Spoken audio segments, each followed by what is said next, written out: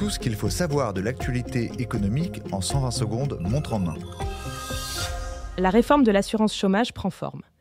Gabriel Attal a enfin dévoilé les mesures qui s'appliqueront aux demandeurs d'emploi à partir du 1er décembre 2024. Les conditions d'accès seront durcies, la durée d'indemnisation sera réduite. Découvrez, grâce à notre simulateur, quels seront vos droits, une fois ces nouvelles règles mises en application. Un autre tour de vis pour les demandeurs d'emploi.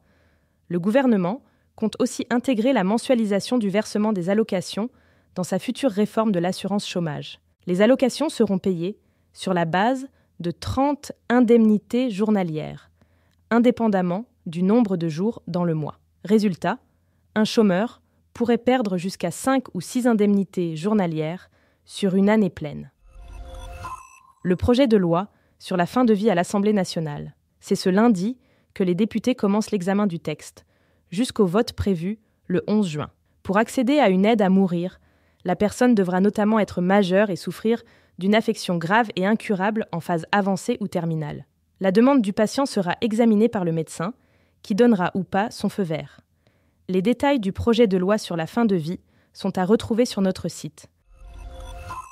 Votre caisse de retraite peut vous aider dans vos déplacements. Les anciens salariés du privé, âgés de plus de 75 ans, peuvent bénéficier du dispositif Sortir Plus, proposé par leur retraite complémentaire, Agir Carco. Ce service gratuit d'accompagnement permet aux personnes âgées fragiles de se promener, faire des courses ou encore aller à des rendez-vous en véhicule. En 2023, 50 000 personnes ont profité de cette aide. Ce podcast a été écrit par les journalistes de Capital et mis en voix par une intelligence artificielle. N'hésitez pas à vous abonner sur votre plateforme habituelle pour écouter chaque épisode dès sa sortie.